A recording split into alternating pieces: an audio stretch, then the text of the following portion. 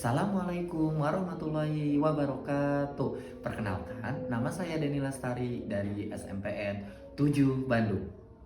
Di sini saya akan membagikan praktik baik pembelajaran mendalam yang berjudul menulis surat merawat empati, praktik baik pembelajaran mendalam pada materi surat pribadi dan surat resmi di SMPN 7 Bandung. Di era komunikasi digital, sebagian besar murid lebih terbiasa mengirim pesan singkat melalui aplikasi percakapan dibandingkan menulis surat.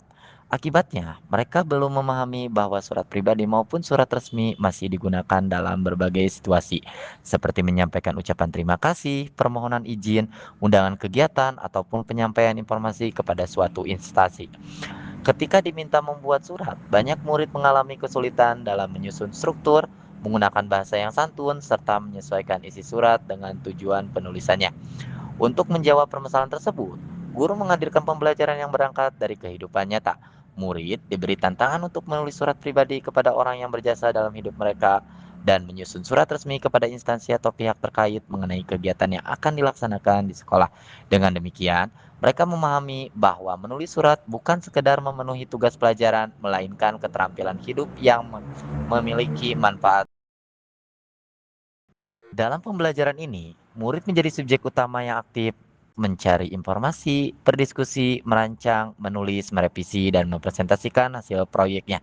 Murid bekerja secara kolaboratif untuk menganalisis contoh surat, mengidentifikasi struktur dan kaidah kebahasaan, serta memberikan masukan terhadap karya teman melalui kegiatan umpan balik.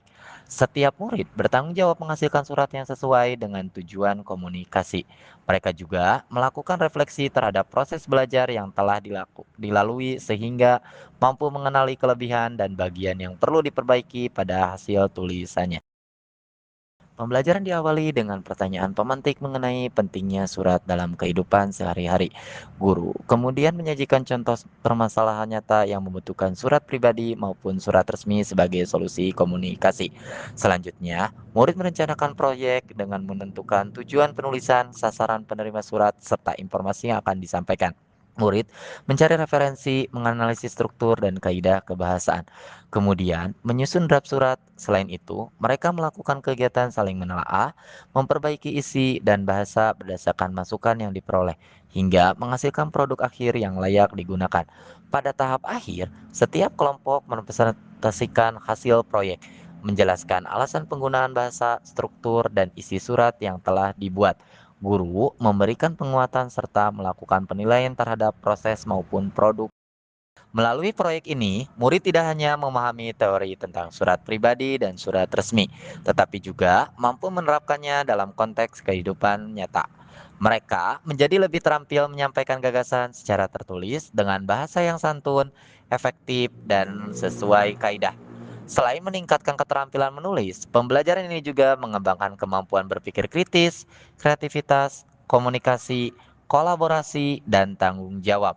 Murid belajar menghargai proses revisi, menerima masukan dari teman, serta menghasilkan karya yang lebih baik.